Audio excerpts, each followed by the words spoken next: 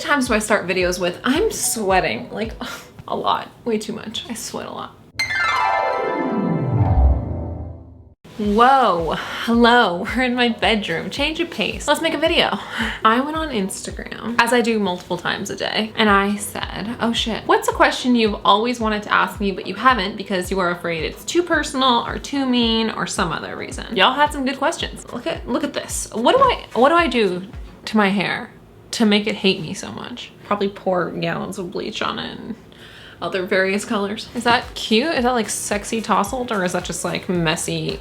I actually got like a fair amount of questions, so let's just like dive in, you know what I mean? So there's one question that I got a couple of times. Thought I would actually get it more, but it was the first question I got and it came up a couple of times. Why don't you talk about recovery as much anymore? And then this person was nice enough to say, I still love all your content, I'm just curious, which thank you. I'm gonna keep touching my boobs because I'm not wearing a bra and it's like, just gotta check that they're still there, you know, if nothing's holding them down. Yeah, you may notice that this year I've talked a lot less about eating disorder recovery. When I started this channel, my original intention was to make it a recipe channel. And then I thought, I should share my journey with food because it's been, in my opinion, a fascinating one, and maybe will inform some people about my philosophy of food or whatever, which may help inform my recipes or whatever. And I'd always truly wanted to talk about recovery and be an advocate for recovery. I'd already been blogging about eating disorder recovery for a long time before I started my channel. So it's something that I'd always considered. I didn't really know how to use YouTube as that medium, and then I kind of figured it out, which would be encapsulate like the first year and a half of this channel. The thing is,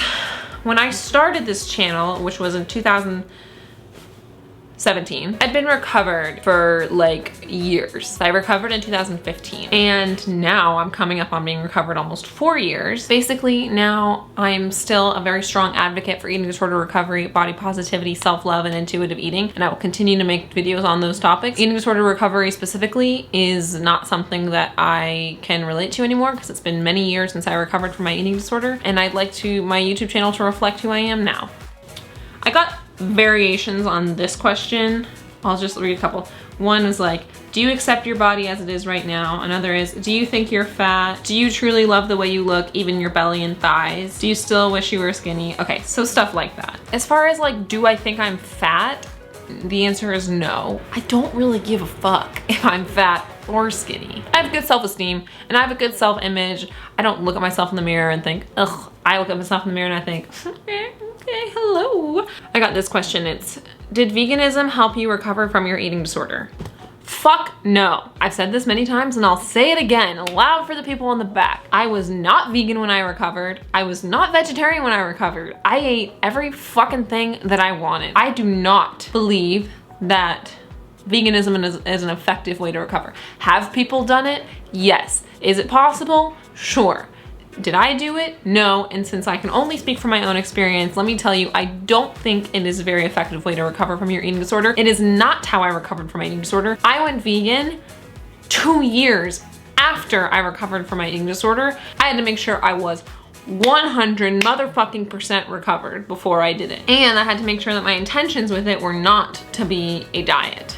Because if that was the case, then I shouldn't and wouldn't do it. Sorry, I got really amped for that question. Do you regret your eating disorder? Yes. Yes, I wish it never happened to me. Of course, if I could go back and change things, I would have stopped myself. If I could go back into the past and have prevented it from ever happening, yes, I would. However, having said that, since I cannot go back in the past and change things, I have to look for the silver lining in a really fucked up situation. I wouldn't have that in my past if I didn't have to, but it's there. So all I can do is learn from it, know never to go back to that, and move on, and you know, and help others as best I can, because that's all I can do. Oh, I didn't answer this from before. Do you really love all parts of you, like even your belly and thighs? Sometimes yes, sometimes no. Normally yes. The thing is, even if I didn't, I wouldn't change them. That's just a part of me. I wouldn't work on changing what they look like. I would just work on changing my mindset towards them. For the most part, every single time I look at myself in the mirror, I think I'm pretty fucking cute. But sometimes I have bad body image days. 100%. I would be lying if I said I didn't, and I don't want to lie. Do you sometimes still have eating disorder thoughts and believe them? I do still sometimes have eating disorder thoughts. I think it's important to mention that once you recover, like the way that it was explained to me once, and I truly believe this, you're just in remission. You know, like instead of being cured forever, you're just in remission. So you need to be consistently vigilant, which means that yes, sometimes I do still have thoughts like you need to lose weight, you know, you're fat or whatever. Those thoughts, they pass through me. I don't believe them, but they pop up. So I guess the answer to the question is I don't believe them, but I still have them, and I'm just constantly vigilant. It's a hard life being a woman, you know? Someone said, how does veganism not perpetuate a restrictive mindset? As if they're like thinking that I think that.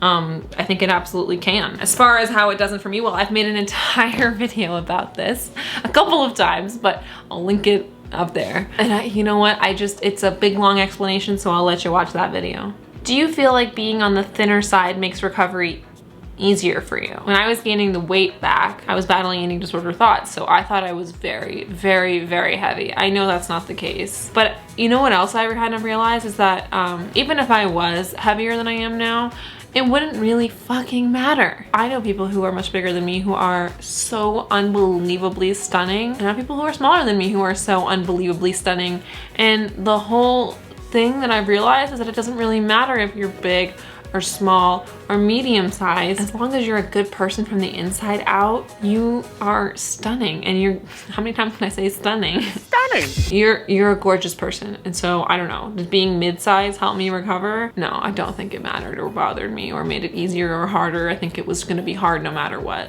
Is it triggering when people calculate your what I eat in a day videos or make comments on your body? Not triggering. I don't really get triggered for eating disorder things that much. It doesn't bother me when people do that. I kind of feel bad for those people. I've been that person, you know what I mean? Who like watches other people's videos and calculates their calories, or like watches someone's videos and is like, oh, you're so pretty, why can't I look like you? Like, I've been that kind of sad, you know, person before, but it is a sad, insecure thing to do. So when I see people doing it, I just kind of feel bad for them, but it doesn't really bother me. I just hope that they find happiness within themselves so they don't feel the need to do that kind of stuff. Do you still wish you were skinny deep inside? Only if I could still eat as much as I eat right now and not exercise. But since this is the body that lifestyle gives me, I am fucking happy with that. I'll end with this kind of saucy, sexy question. Are you ever insecure in bed? Yes. Sometimes. Sometimes I am, sometimes I'm not. I wish I never was, because when I'm not, the sex is way better. Let's be honest with ourselves, everybody. And when I am, you know, I'm too in my head to really enjoy myself. I don't really know what else to say. Oh, subscribe. Hi. Got a lot of cool shit coming. So make sure you're here for it by subscribing and liking and sharing. Have you ever shared one of my videos? Okay, bye.